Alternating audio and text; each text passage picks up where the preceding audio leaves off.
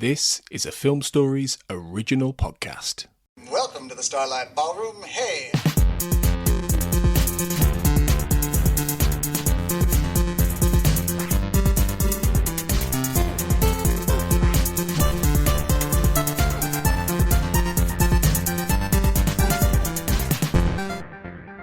Hello and welcome to Shipwrecked and Comatose, a Red Dwarf podcast. However, today we're steering away from Red Dwarf, which we never really do we, Colin? We don't normally... No, we never have specials that aren't to do with Red Dwarf at all. I mean, there's always a connection, however tiny it may be, Mark, with Gap of the Triphibian fucking monster. So yes, we are veering away from all things dwarf for this, for a rundown of something I think that's going to go down pretty well with our fan base. We are going to go through Maid Marian and Her Merry Men. The second greatest children's TV programme of all time. After Nightmare. Dark Season. Oh, Dark Season, yeah. I reckon Nightmare's third. Yeah. True. Yeah, they did do that season where they knew that they were being cancelled, so at the very last episode they just went, bugger it, and just dragged the kid through to the final thing and he won, which I can imagine that kid's in therapy for the amount of bullying he had of, you didn't really win Nightmare. I've not seen that one. I've started watching a load of the early ones a while back, but yeah, I've not got that far through. I need the to do very that. last one, they just decide, well, we're not coming back. Let's go out on it. I think they're literally on like level 1 as well. And they just drag them through to level whatever it was, 4. And yeah, they won. So yes, Maid Marian and Her Merry Men, created by Sir Tony Robinson of Blackadder fame. Looking Time Team. Time Team. It is interesting to sort of chart the course because Tony Robinson did Blackadder, obviously. And this is the first episode, which we're going to talk about today, was only 2 weeks after the last episode of Blackadder Goes Forth. Yes. So it's pretty much is the successor. Yeah. To, I mean, it was always described as Blackadder for kids. Yes. Which is fair. Yeah. But it's still really good in its own right. I absolutely love it. Yeah, it's watching it again today. It's still held up. Some of the jokes have still held up. There are jokes there that you'll still laugh at now. We'll talk about that as we go through the show. But yeah, so at the moment this isn't on iPlayer, from what I understand. It is on BritBox, where it's had a bit of a resurgence. But I'm not sure if you watch the same as me, Colin. But somebody on YouTube has actually done a AI HD remaster of all 4 series, and it looks really quite nice. It does. I've got the first 2 series on DVD, but it's a lot more convenient to just stick it up on YouTube, which is what I've been doing. Yeah, no, definitely. And Owen Davies is the name. So if you're out there and you do hear this, Owen, thank you very much. It's a lovely copy of Maid Marian, and the AI HD looks really nice. I did notice that someone's also done that to Due South. So if you ever fancy catching up with Benton Fraser and Diefenbaker, you can do, and it's all on YouTube in HD. Anyway, so we are going to do we were originally going to do a series per episode. However, we decided against that because it's too much fun. It deserves more than that. Yeah. It's good enough in its own right to do an episode per episode. So yeah.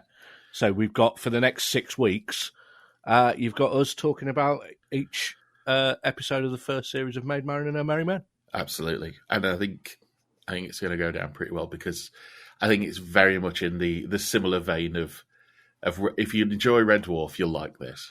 I reckon so. I imagine it's probably not as well known worldwide. So for our sort of listeners outside the UK, I don't know if they will know it, but it is absolutely worth tracking down, definitely. Yeah. And like we said, if you want to watch it, it is up on YouTube. Right then, so the first episode, Series 1, Episode 1, is How the Band Got Together, broadcast on the 16th of November 1989. And we start, as we mean to go on, pretty much with a musical number, which there are at least 2 of in every episode, and a good percentage of the time they are sung by one John Jules, as and this one is. For if anyone was confused why we were doing this on Shipwrecked and Comatose, John Jules is one of the main actors in the series, yeah. Yes, he plays Barrington.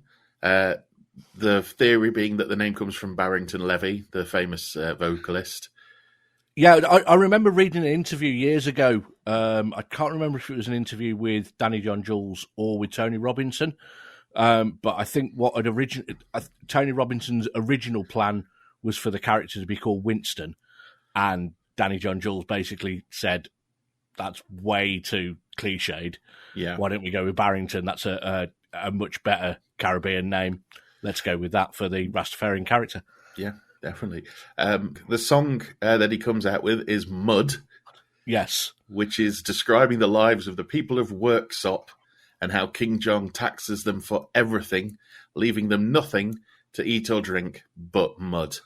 We see the set and the actors who play the villagers, who are pretty much all the way through. I remember it's a small group of villagers.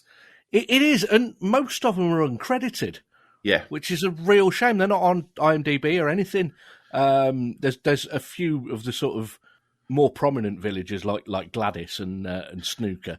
But yeah, other than that, you don't really find out who any of them are, which is a shame because I'd like to have looked up and seen what else they'd been on in at other times and stuff. You know? I mean, one of them is Kelly Bright, who was prior to this in something I watched growing up, which was Teabag. Yep. And then she went on to do The Upper Hand and currently is in EastEnders. She's one of the main characters in EastEnders at this moment. She was also Julie, as in me Julie, Ali G's girlfriend in the Ali G In the House movie. Yes, she's had a very long career, and she must only be about 10 years old in this. Yeah, she's got to be around about that, I think. But yeah, we see the mud, and it's the thing that I quite liked about it was the fact that I'm guessing it's real mud. It looks filthy. It's got that Monty Python sort of bring out your dead style, knee deep in mud in everyone's hair, and there's a bit of a Monty Python Holy Grail sort of feel to setting of it, I suppose, because it's set around the same sort of time. Yeah. A fun thing is it's set in Nottingham. It's actually all filmed in Somerset. Yes. Which I was quite surprised, but I can imagine Nottingham are up to the back ears in Robin Hood productions. And well, around this sort of time they were. Yeah, Robin Hood was absolutely massive in the late 80s, but particularly the early 90s. So there's obviously the main sort of precursor to this was Robin of Sherwood. I didn't watch that as a kid. I think I was too young at the time when it was on. I know Mark is a massive fan of Robin and Sherwood. He's done an episode of Writing the Childhood on it. So around this sort of time, there were a few Robin Hood kind of things, but then they sort of built up into the 90s. You got more and more. You got the Robin Hood Prince of Thieves was 1991, which Howard Lou Lewis, who plays Rabies, is actually in that film. I haven't seen Robin Hood Prince of Thieves since I found that out. I need to rewatch it and see if he's quite prominent again. That's Rabies. Yeah. Awesome. But also the main thing that I was really into at the time as well as Maid Marian, Oh Merry Men were the Lego Castle series. There were the Forest Men, which were the little faction of Robin Hood type characters. Which I'd got quite a few of those. Yeah. So they were with the M-shaped helmets that would come down across the nose. So you'd got some of those for the soldiers, but there were also the Robin Hood Forest Men dudes who had got the little green traditional Robin Hood cap kind of thing. Oh yes, I do remember them. Yeah. And they were from they came out in 1987 and ran till 1992. So round about the sort of time period that this was running for. There was also other things to do with Robin Hood at the time. Did you ever, living in the East Midlands, did you ever go to the Tales of Robin Hood? Yes, I did. Nottingham.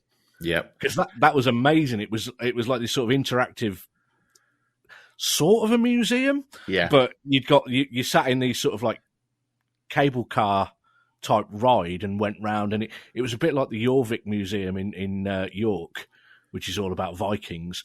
Only, you're going around. It's the various stories of Robin Hood with like waxworks, and you could, when you went past, you could smell the cow shit and stuff like that. Yeah, you could fire an arrow at the very end. Yes. And you got given a rolled up scroll that said you were a bandit and you were wanted. Yes. I remember. Yeah, I do remember that. I don't think it's there anymore. I think there is something like a museum there, but it closed in, I think it was about 2009. Yeah. Because Tesco owned the building and put the rent up. Oh, so okay. Fuck you, Tesco. Yeah. Yeah, so I mean, also I think at the time we also had, I know this just because I grew up in a video shop, we had the Patrick Bergin Robin Hood as well, which came out just before Prince of Thieves and just decimated it. Just ruined it.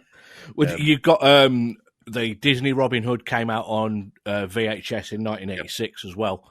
So, I was watching that loads as a kid. Yeah, I mean, despite apparently the inspiration for Tony Robinson for making this was he went to a pantomime. So that was part of it. Yeah. Have you heard the other story about his daughter? Oh, his daughter refused to wear like dresses and would only wear trousers and stuff like that, wasn't it? She was a proper tomboy. Possibly. I hadn't heard that bit, but the bit that I'd heard was his daughter had joined a football team and she was not particularly good at football, but she was very good at telling the rest of the team what to do. And he went and watched it, and he was watching at the time and going, oh, hold on. If this was, Robin Hood, she would be taking over. And I didn't know that bit. So that's where the idea for Marian came from.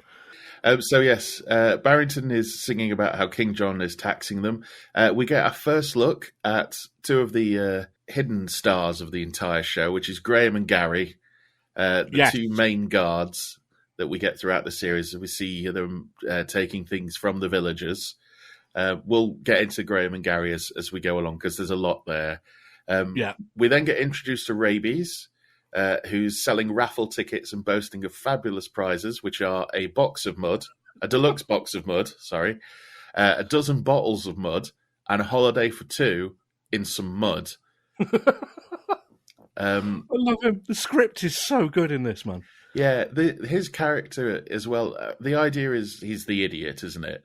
But you do get the feeling there's a lot more going on with Rabies than anybody's giving him credit for.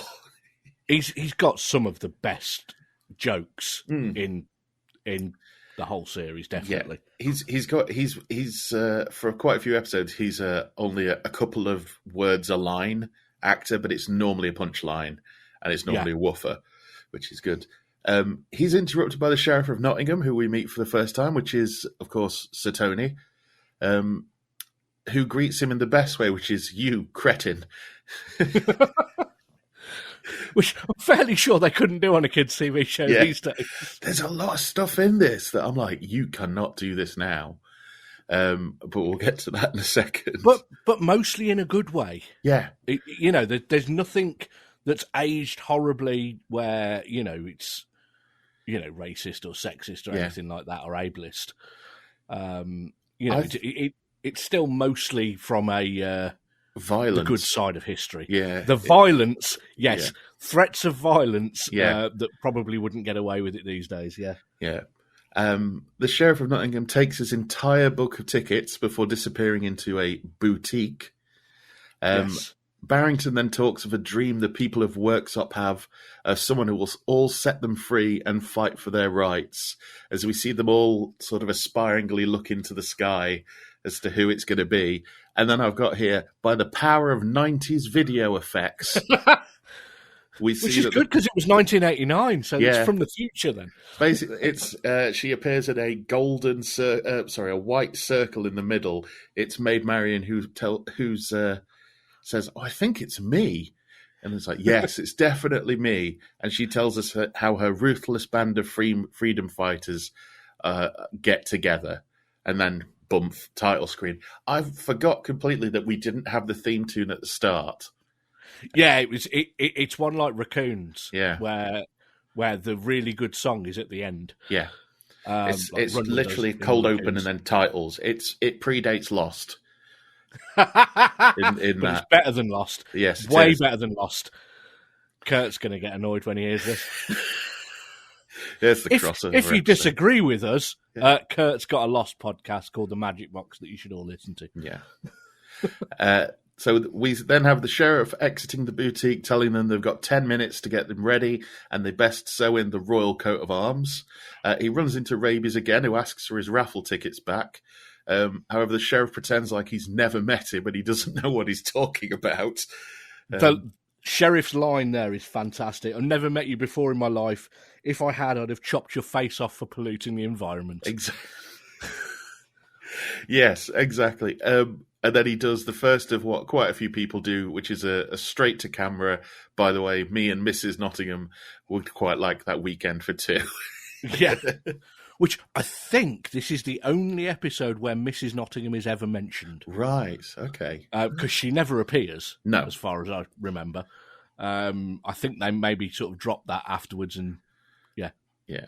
Because they had to cast someone.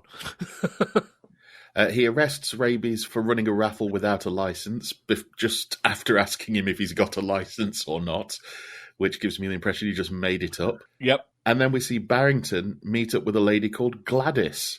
Now, Gladys, I don't know whether you've had this with rewatching it, but Gladys is a stoner. Yes. She's always got a pipe that she's smoking. She talks like a stoner, and she's always slightly, well, she's high in the general personality of it all. She is. And she's very good mates with Barrington, which Yes. I really, really like. Yes. Barrington asks if she's hungry. She's always hungry, which was another thing that tied into me thinking she was a stoner. And Barrington's got rats tied inside his jacket. Cheese and onion, salt and vinegar, prawn cocktail, and the new one, which they've not even come out with in crisps to this day, which is barbecue chicken with cream cheese and chives. Now, if that wasn't a rat, I'd go for that flavour. Yeah. That sounds lovely. Yeah, absolutely. But it's a rat, so maybe not. I mean, I've never eaten rat. No. I'll give it a go, maybe. I'd probably have and not been told it was rat, to be fair. Fair. After the horse thing a few years back. So Gladys is about to buy a rat. However, the sheriff catches him, and it turns out Barrington is selling out-of-date rats by one day. Which leads to the sheriff describing them as mouldy, horrible, out-of-date rats, even though it's one day past the date. He is then arrested, and it's told he'd be sent to the stocks and then put on trial at the castle. So we've met Barrington and Rabies, and they've been arrested immediately. What do you think to this sort of introduction to these characters? I think it was quite... As I was making my notes for this, I was like, there's a lot in this episode, and it's only 24 minutes, but it does work. It establishes the characters really well. I mean, it sort of, if you're looking at sort of sitcom history, it kind of establishes Barrington sort of a little bit of like a spiv, kind of a bit like Walker in Dad's Army. Yeah. Because he's a grifter. He's got these sort of schemes to, sell his rats, and it's establishing the fact that at that point they are the villagers still. Yeah, they've not ascended to be part of the Merry Men, and it illustrates really well how much poverty there is in the village, and people are just sort of doing what they can to get by. Like selling raffle tickets to win some mud. Yeah. When they did the montage of people in the mud earlier on, they did do a bit about mud pie and spreading it on bread. And they take a cloche and reveal it. And you look at it and go, that is chocolate. And then you're sort of like, I hope it's chocolate. And then Kelly Bright actually eats... she spits it out, but it does look like she's put the thickest Nutella on a cob that you've ever seen. Yeah. I don't know if we had Nutella over here yet in the late 80s, but I think it was definitely chocolate spread. Finally, we do meet our heroine, who's Marian, who is very awkwardly carrying a barrel and is talking to whatever it is inside. Now, first things first, what did you think was inside the barrel when you first saw it? See, I don't know, because when I first saw it, it was 1989. I've seen it so many times since then that I've always known what is in there. Yeah. I thought it was an octopus because I haven't watched the very first episode. I don't think I've watched the first episode in years. So, probably since I first watched them. I definitely had the DVD when I was at uni. Yeah. So that's like 20-something years ago. And I've watched it semi-regularly since then. And every time before I'd got my own daughter, I used to show the DVD to like various friends' kids when they were old enough to try and sort of introduce it to new generations. Some of them have loved it. Some of them it's been a bit sort of over their heads. Yeah. Elodie, she's 7 now, so she's the same age as I was when this was first broadcast. I've been showing it to her since she was about 4. Yeah. And she didn't quite get it up until this year. And now she asks for it all the time because she loves it. Awesome. In fact, I've recorded a bit with her, sort of talking about it, that we'll edit in towards the end of the episode. Yes, I'm looking forward to that, definitely. So she's talking to whatever is inside it like it was a baby, talking about how she got whatever it was, little booties, and how they went on these adventures. However, now she is so poor, she is going to have to sell them. However, her path is blocked by... for the first time, by Little Ron. I love Little Ron. Little Ron, who is excellent. We have actually talked about the actor who played Little Ron before, as he appears in the Tongue-Tied music video. Yes, it's Mike Edmonds. Yes. Absolute legend. Logray, the shaman from Return of the Jedi, one of the Ewoks. Mm-hmm. That's who he played. He's also been in Flash Gordon, Time Bandits, Who Framed Roger Rabbit. He was also Jabba the Hutt's tail operator in Return of the Jedi. He was in The Silver Chair, the BBC Narnia adaptation. He's been in Legend. He's been in The Storyteller. But most importantly of all, apart from Star Wars and Maid Marian and Merry Men, he is the dwarf in the Men Without Hats safety dance video that's dancing behind the dude. I've not watched that in years. Oh, I'm going to have to watch that again. We'll put that out on the socials when this episode goes out. What a song. Yes. I knew he'd done a lot, but I didn't realise he'd done that much stuff. Yes. Oh, blimey. So Little Ron wants to fight somebody, and he wants to knock them into the water. So he wants to fight, but he doesn't... The only result he actually wants is he wants to knock somebody into the water. Because that way we'll know who's won. Yeah, exactly. They'll be in the water. Which is awesome. Yeah. Marian tries to be peaceful about it, asks him if he wants to just talk about it first, to which he says no, and then she beats him using the old duck out the way and let them swing hard enough to throw them off the bridge technique. Yes. Ron, however, this was a bit I found a little weird, but thinking about it now, it's because it's a clean fight, essentially. Ron's just laughing maniacally in the water. He just wants a fight. He doesn't care if he wins. Yeah. He wants to fight someone, and it's for the fun of it. Yeah. And yeah, but Marian checks on him, which then he's just laughing manically, and grabs the barrel, who we find out is called Edwina, and carries on her way. Now, I'm pretty sure, because there's a few references throughout the series, that this is a reference to Edwina Currie. Okay, could be. She was a very prominent politician at the time. Yeah, because later in the episode, we also get a camera from John Jules, which doesn't feel like it's for the kids. Yeah, when he's in the court bit. Yeah. Marian's on her way to Worksop to sell Edwina her whatever it is that's in the barrel. Meanwhile, as you get back to the Worksop, Barrington and Rabies are in the stocks and having tomatoes thrown at them. Barrington doesn't look too happy. Rabies looks overjoyed because he's trying to eat the tomatoes that people are pelting him with. Yes. The sheriff and the villagers have a bit of back and forth about whether throwing tomatoes at someone is funny, with the sheriff saying it's the funniest thing that's ever come to pass. He gives a very Blackadder punishment to them if they don't laugh, and they sort of half go, ha, about it. As this is going on, Marian arrives in Worksop and immediately runs into the owner of the boutique we saw earlier, who is Robin. Of Kensington. Yeah. Despite living in Worksop. Wayne Morris, also known as Adam Morris these days. Very handsome. I forgot how handsome he was. And the hair is fantastic. He's a dandy. Yes, he is. He's very much a dandy. One of the things I noticed in this that happens in later episodes as well is he's got his brave Robin voice and then his actual Robin voice. Yes, which is sort of more panicked. Yeah. Cowardly. Yeah. His brave Robin voice is very Roger Moore. Is probably the best way to put it.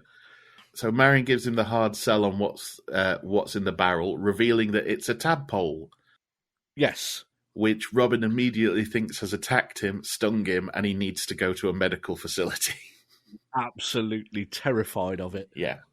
He apologises, saying he's been under a lot of pressure as he's been commissioned by the king to make something, and then he reveals the king's own personalised underpants. Yes. They are big. They're enormous. Yeah. To the point where if I was Forbes Collins, who plays the king, I'd be like, hang on. But it does have a giant, elaborate J embroidered in the gusset, in the bum. This causes Marian to call him basically a clash traitor. Yeah. Well, he is. Yeah. For people starving in the village, and he's making his money making underpants for the king. The thing that kind of sticks out to me now is, why does he have a boutique in Worksop?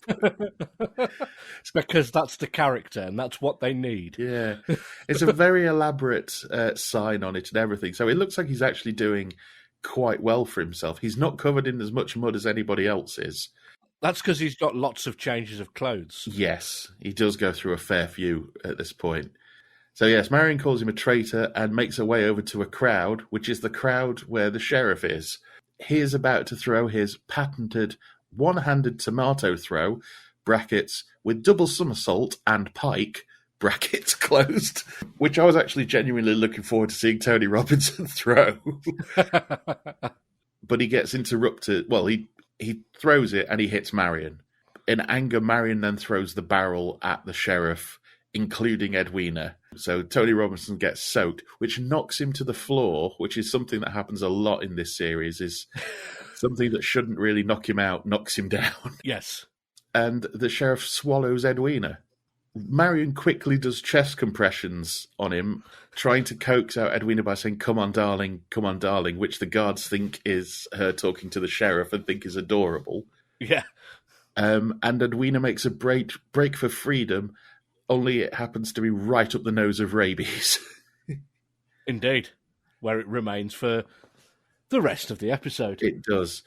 When he gets up, he orders them to arrest her, and I think he says kill her, doesn't he? He orders her to kill him. Yeah. He's like, kill her. And he's like, oh, we can't. She loves you. She called you darling and everything. Yeah. But that was the first time I noticed. It was like, all right, we're saying kill them on a kids' TV show, are we? Yep.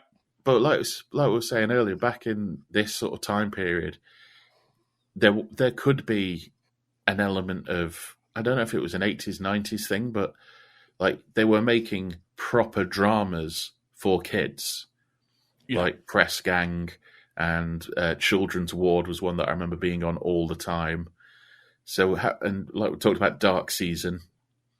Yes. That had some real menace in it at points. So it's not something that we have as much these days. I'm not sure. Elodie's not quite there yet. Yeah. So it wouldn't surprise me if it is there. We just don't necessarily know about it because everything's so ghettoized into the kind of stuff we're going to watch. Yeah. It may well be that I find out in a few years that there is still stuff like that. I watched... I don't know yet. Out of sheer curiosity, because I randomly saw an interview with the new guy that they got to play the Demon Headmaster. Right, okay. and I ended up watching the remake of that, and that very much falls into that category of there's genuine menace in it, and Good. it would have fit right in with anything from sort of the 90s and things like that. Yeah, I think I was a little bit too old for Demon Headmaster when it was on in the 90s. It was late 90s, wasn't it, I think? I read the books, and I watched a little bit of the telly. But David Lloyd, who plays Graham, was in the original Demon Headmaster. All right, okay. Do you know what the other Gary, his actor, became? He's Mark Billingham, who's an incredibly successful crime writer now. He's written all the Thorn books, which are brilliant. Yeah, they got adapted, didn't they? I saw that when I was doing my sort of research.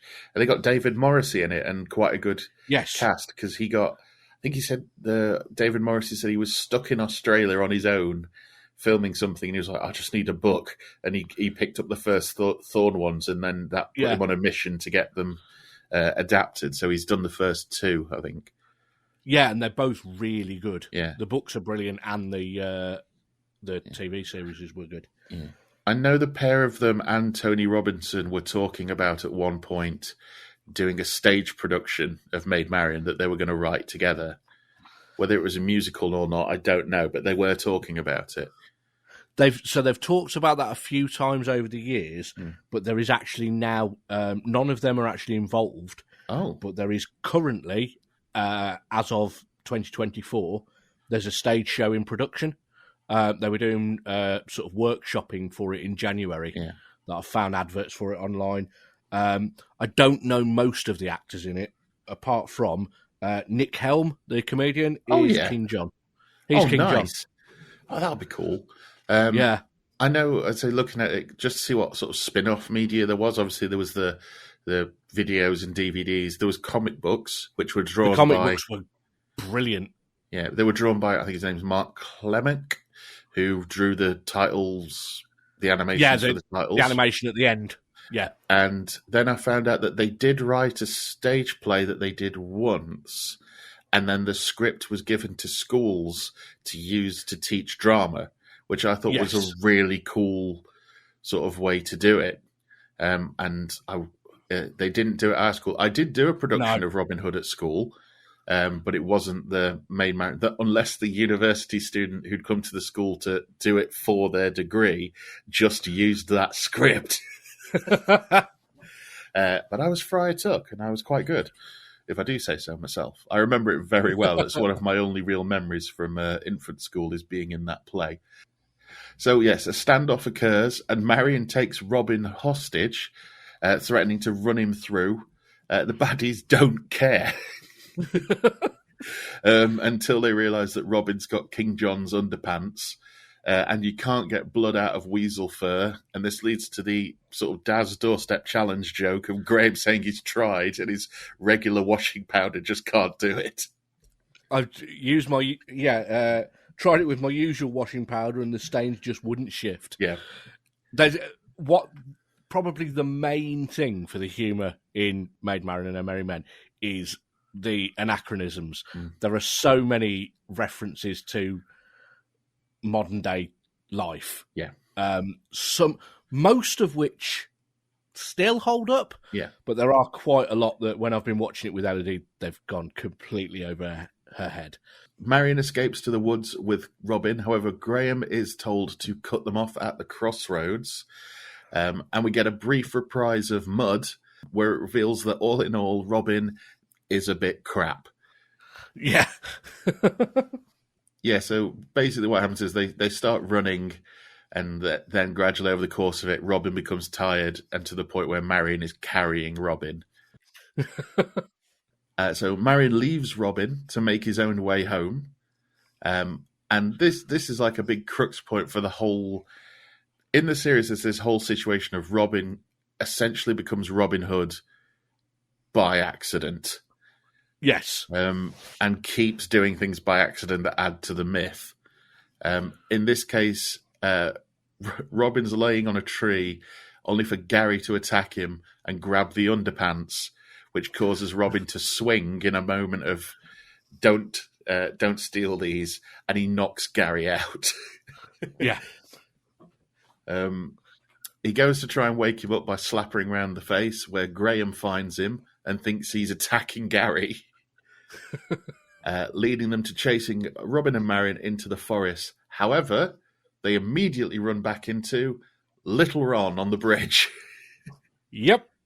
Robin can't stand violence and tries to get out of it, but after a quick pep talk, he's talked into it and immediately is knocked off the bridge into the river. Which leads Marian to do a fourth wall break, look at the camera and go, oh, great. Yeah. Which is, there's so many fourth wall breaks, but I think this is one of the first ones that we get. And it sets it up for, the tone of the whole series, because you get so many of those. Yeah. It's almost like she knows who Robin Hood is, and this is the realization that he's actually crap. This is actually where we find out he's not Robin of Locksley, he's Robin of Kensington. Yes. And he says it in the most Robin of Kensington type way. The accent's fully into it as he marches towards him and immediately gets knocked off the bridge. Marian just storms past Ron and then realizes something and tells Ron that Gary and Graham are just behind them and they're well up for a fight, which Ron loves the idea of. And while this is happening, Marian gets Robin out of the water and drags him away. So Ron's going off to have a brawl with Gary and Graham. I feel bad for Gary and Graham.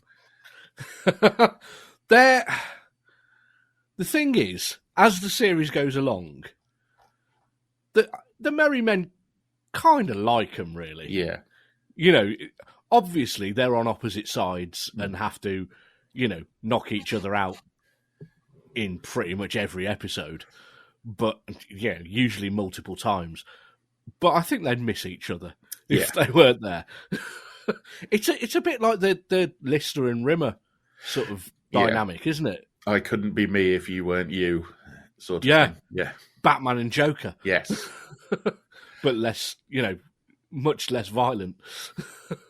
Well, speaking of violence, we head to Nottingham Castle, where Barrington and Rabies are on trial. And we meet King John for the first time, Forbes Collins, who, I looked it up, had done a bit of acting before this, but he didn't really do anything afterwards. He appears to have quite often ended up playing things like prison camp guards and stuff like that.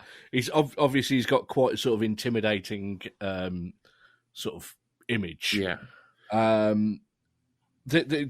The only other thing sort of note that I found that he was in that we've mentioned on Shipwrecked and Comatose before is he was in there's a series called Covington Cross. Yes. Which some of the Red Dwarf series 5. It's the Guelph Village. The Guelph Village was the sets from that sort of recycled. Yeah. Yeah. From what I could see, he only really did one episode of Michelangelo, another kids series. And he did one episode before, I'm guessing just retiring altogether, of the 1997 Canadian New Adventures of Robin Hood. Right. Where it was the guy who played Will Scarlet in Men in Tights as Robin Hood. Christopher Lee's in it for a few episodes as well. Right. And I remember this because watching wrestling growing up, there was WCW Nitro, and they would big up what was coming on next on the network, which would be the New Adventures of Robin Hood. Right. And I don't think the UK one had it, so it was just like, well, what is this series? And then I watched some of them, and it's all, everybody's very, muscular and great tan for Sherwood Forest. Remarkably mid-Atlantic accents for the middle of Nottingham, But apparently he's in one episode of that. I don't know whether they got that to him because they'd seen Maid Marian or what. Yeah. Maybe I think that was like the last thing he did. So maybe he just went, bugger it, I'll just do one more. I've got the costume.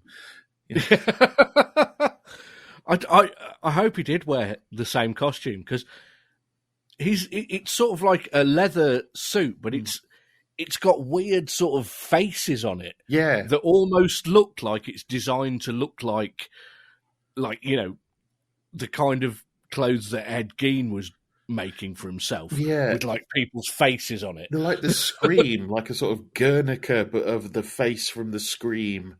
And and the huge crown, like a ridiculously sized crown. He is a genuinely imposing figure, although he is so red that you think his blood pressure is through the roof throughout the whole.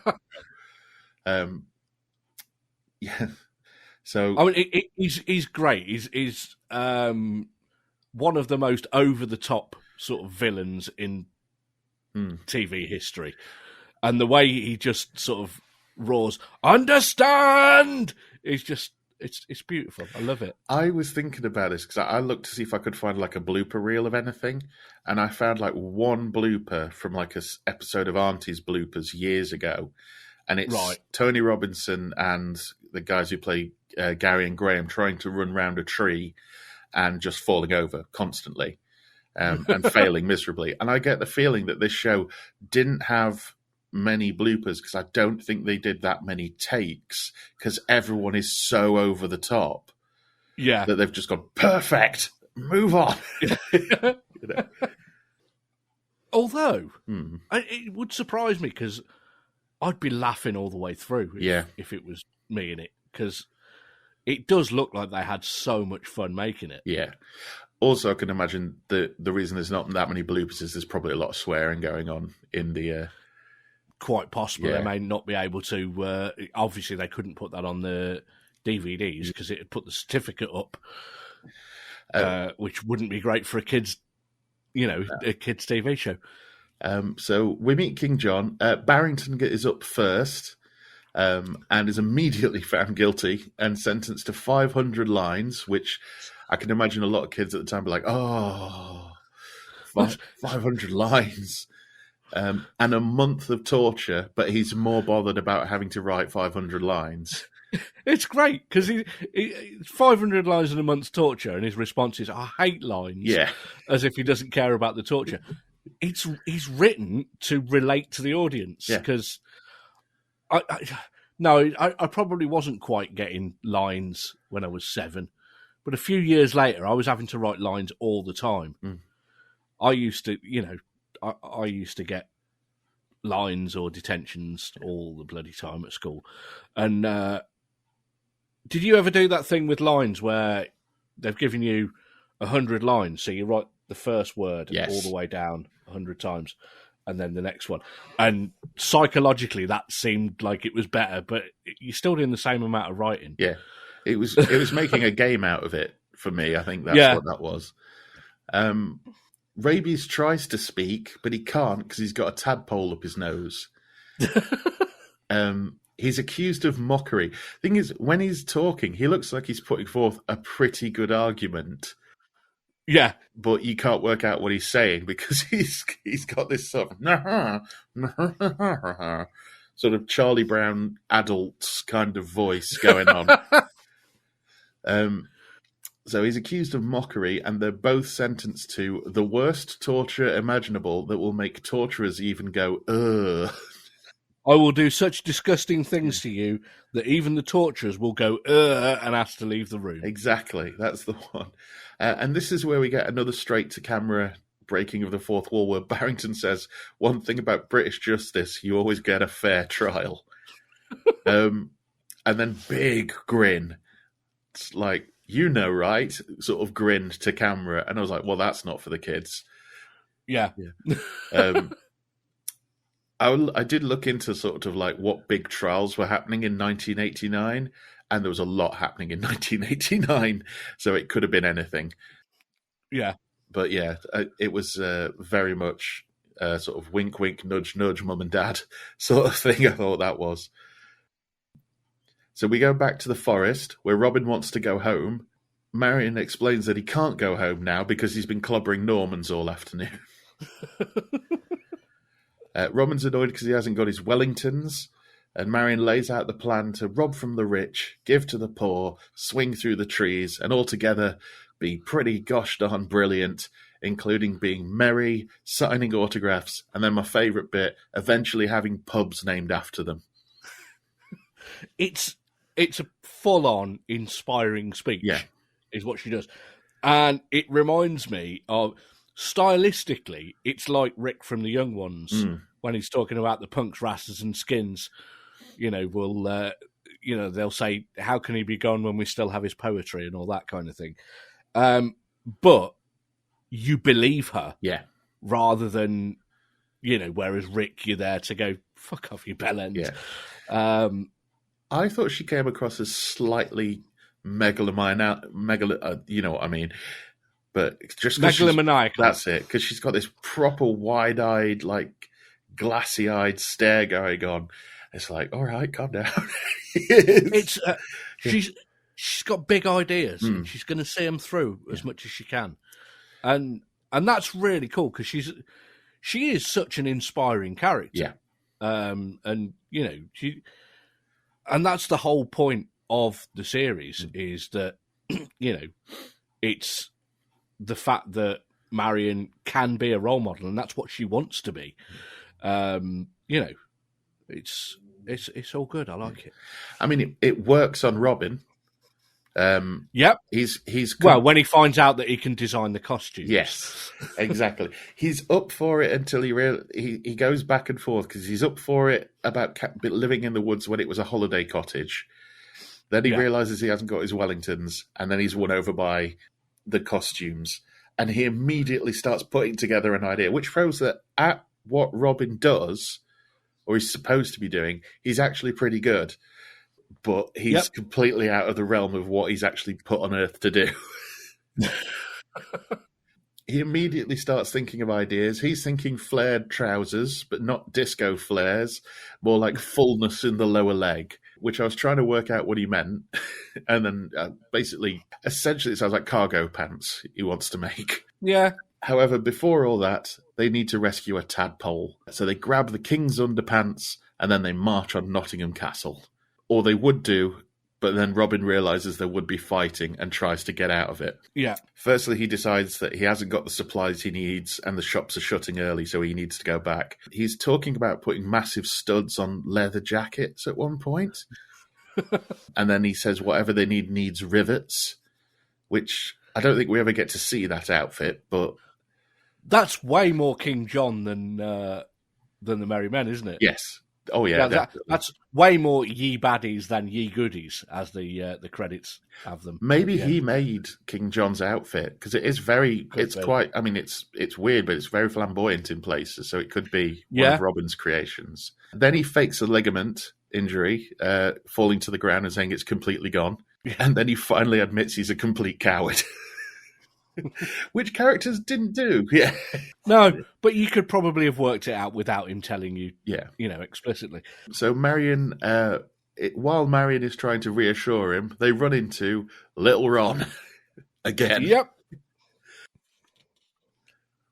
Marian is starting to get annoyed by this. However, it's revealed to her that he completely beat up Gary and Graham and is still... Even though it seems to be quite a while ago that he did it, they're only just climbing out of the river, which means they probably tried to attack him again and again. Right. Time. You know how we get episodes of Red Dwarf where time is warped? Yes. And some bits of the ship are going faster than others? I think that is happening in Sherwood Forest. Because there's another example that we'll get into on next week's episode. Yeah. That's time is absolutely all over the bloody place in this, but that's fine. Marian recruits Ron with the offer of self-tattooing, ear piercing, and pulling out their own teeth for fun. Yes. Would that win you over to join the Merry Men? It wouldn't win me over, no, but then I'm probably... I would think I'm probably more like Barrington of the Merry Men. I'm not as much of a coward as Robin, but I'm not going to be the one that I may look the most like Little Ron, but I'm not the one that's going to be going out and fighting if I can help it. Also, this just proves what we've already established, which is Ron is an absolute psychopath, but a good one. He's amazing. I love him. They steal Gary and Graham's uniforms, revealing that they've got the proper roundhead haircuts, and come up with a plan. So now they're coming together. We've got three merry men. Big Ron. I keep wanting to say Big Ron. Little Ron, Robin and Marian. And they're going to go rescue. This is the thing. They're not going to rescue Barrington and Rabies. They're going to rescue a tadpole. Yes. Which I don't think she mentions to them that they actually went to rescue somebody else. But if they read the script or watched the episode, they would find out. Yeah, absolutely. Night falls. The trio get to Nottingham Castle in their disguises. They knock out a guard who notices that Little Ron's inside Robin's cloak because there's too many feet. Incredibly rare that there is another person at Nottingham Castle. Yeah. Because the rest of the time, it's normally just King John, Sheriff of Nottingham, Gary and Graham. Various other people turn up later on. Yeah. But... Yeah, I think he's a one and done. He does get hit over the head with Ron's, I call it a Captain Caveman club. Yeah, that fits. Which he has this litany of weapons that come out during the course of the show. They hear a scream of torture, but it kind of sounds like laughter. It's the agonised cry of a poor wretch undergoing terrible torture, is what it is. Then they hear another one. Which turns out to be... The agonised cry of a poor wretch undergoing terrible torture with a tadpole up his nose. Yeah, so they know exactly where they're going, and they make their way down a corridor. Meanwhile, the sheriff and the king are still seemingly putting somebody on trial, we think, on charges of bullying, shouting, kicking kittens, and stealing children's sweets. However, this turns out to be a job appraisal, and this person is promoted in the army from corporal to sergeant. See, that fits so well with the say what you like about the British legal system. You always get a fair trial. Yeah. That is like the not the 9 o'clock news episode with the police officer that arrested welcome to the SPD. Yeah. This is the thing, though. I think a lot of these shows sometimes, if they make it for themselves and only just stay within the parameters of you can show it to kids, that tends to be the better ones, I find. Yeah, definitely. Yeah. Well, I mean, this was... I'm fairly certain this was the first sitcom I really properly got into. This is what properly got me into comedy, I think. Yeah. And my dad used to watch it with me. He used to love it just as much. Yeah. So, yeah, it was already appealing to adults that were into other stuff as well. It's not just us that grew up watching it that liked it. It was the adults at the time, or some. I mean, my dad's very much like me. So, right. So they promote this person, and then after a long day of business, it's time to go to the torture chamber for some fun. So everybody is convening on the torture chamber. The merry men get there first to find Barrington and Rabies, who are up in the shackles. Their bare feet are being tickled by a feather duster, which is being turned by a mouse in a wheel, which I thought was genius. But you actually see sort of Danny John Jules and Harold Lewis. They've got sort of tears streaming down their face, screaming in horror while laughing at the same time. Yeah. It's just a fun setup as well. Just you see the mouse in the wheel, you see the feather dusters. It's almost a bit sort of Flintstonesy, isn't it? Yes. The way it's set up. The king and the sheriff arrive, only to get knocked out immediately, which I think is by Robin again. It's too high up to be Ron. Yeah, Robin has these weird moments where bravery just kind of bursts through.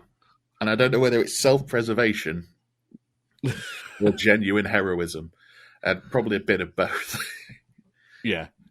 So they knock them out, and then they take down Barrington and Rabies and put the sheriff and the king in their place, barefoot. I like the fact it's Barrington who's the one who's actually setting it up as revenge for them doing it to him. Yeah. Marian gives them a big speech on how they're about to get a taste of their own medicine. And I've put here, Robin, who's feeling it, removes his hood and then set fire to the king's underpants in front of them. I said, you'll be imprisoned, tortured, and what's more, I set fire to your underpants. Yes. They go up a treat. They do. They really do. Well, it was the late 80s when it was recorded, so they probably didn't have all of the fire standards that they needed, that they then needed to put in when shell suits became popular a couple of years later.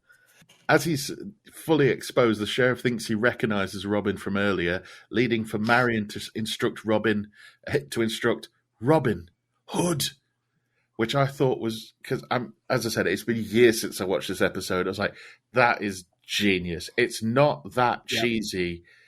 It's an actually smart way to do it, because I'd forgotten how it got to be that people thought he was the leader when he wasn't, and this was like, that's it. So Robin covers up again. Barrington puts the mouse back in the wheel. John Jules in this looks really cool. He's got leather trousers on. I mean, to be fair, when has he ever, apart from Dwayne Dibley, not looked really cool? That's true. Yeah. The costume department. I mean, this was just after series 3 of Red Dwarf. Yeah. So the costume department must have gone, right, we still need Danny to look cool because Danny looks good in a lot of things. So he's got like a pair of leather trousers, a sort of Jamaican flag kind of, not cardigan, but sort of duster coat almost. And a big, because he's got dreads in this, he's got the big hat, the big woolly hat for keeping his dreads in, which again is Jamaican flag stripes. And it's just, he doesn't ever get covered in dirt either, where Rabies and a few of the others do. Yeah. And part of me wonders, Marian does a fair bit. Yeah. Part of me wonders whether that was more Danny John Jules than what the script called for. Could have been in his contract, maybe. Not getting covered in shit. Barrington puts the mice back in the wheel. They escape. The baddies swear revenge, with the king specifically saying he wants their leader, who burnt his underwear. They mistake his name for Robin Hood, and the wheel turns, and they begin. That'll never stick. No. And the wheels start to turn, and they begin laughing / screaming. So we've got the legend in place. It's King John who doesn't understand properly and thinks that the name of the guy is Robin Hood. Back in the forest, Marian swears in Barrington to the merry men, crossing his heart and hoping to die, and sticking a sausage in his eye, because even though the sheriff could say, kill them, you can't stick a needle in your eye. Imitable behaviour. Yes. Rabies tries to swear in, but he needs to sneeze. And very lovely, he hasn't, even though Marian says, sneeze where you want, we're in the forest, he says, I haven't got a hanky. Yeah. It was so sweet. Marian says he can sneeze anywhere, even into this roaring fire. Rabies says, even with a tadpole up my nose. She says, yes, even with a tadpole up your nose. He goes to sneeze. Marian realises her mistake, but it's too late, and Edwina meets her fiery death. Cue theme song. It's so good. That was the first episode. We went... I mean, there's a lot in this first episode. I mean, I think in a lesser sitcom, you'd only probably meet Big Ron once, and then he'd be in, rather than 3 times. Or Little Ron. Or Little Ron, sorry. Yeah, you'd only meet Little Ron once. Everybody has, like, a little bit of setup, like with Robin being in a boutique. And it establishes all of the main characters and the situation that they're in. It's, in terms of Red Dwarf, it's as successful as the end. Yeah. It even sets up some characters like Gladys and the villagers, as well as not being sort of impressed with any of the situation going on. Yeah, it's just a really good setup, and it's in 24 minutes as well, which is, less than a sitcom episode normally. Yeah, but what did you think of? I mean, obviously you've watched it quite a bit over the years. Still holds up, still brilliant. Absolutely love it. I just think it's a really strong opening episode. Sets up everything you need to. It's funny all the way through. You already, by the end of the episode, know the characters and love all of them, even the baddies. Pretty much flawless. I absolutely love it. Yeah. I think as well, it does hold up really, really well.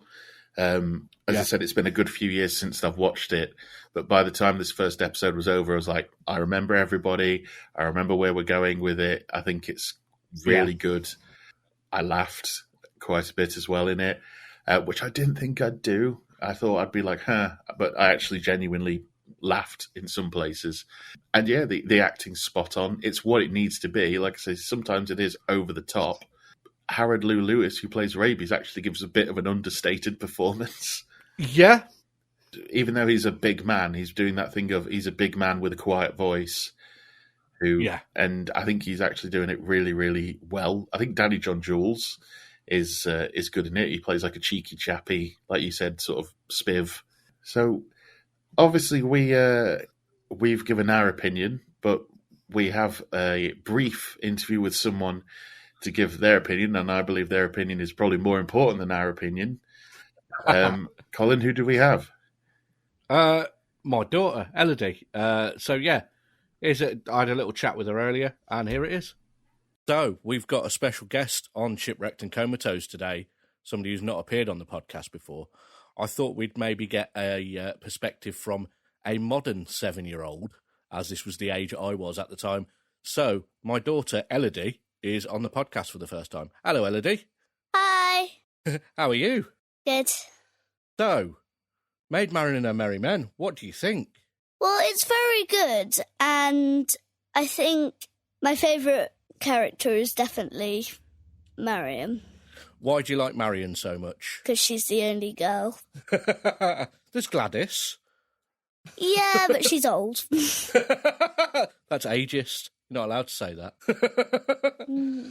Okay. If it was a programme that was on Netflix now and you were watching it in between Investigators and Bluey and The Loud House. Bluey isn't on Netflix. You are so pedantic. All right. On any streaming service and you are watching it in between that kind of thing, do you think it fits with children's TV that you watch these days?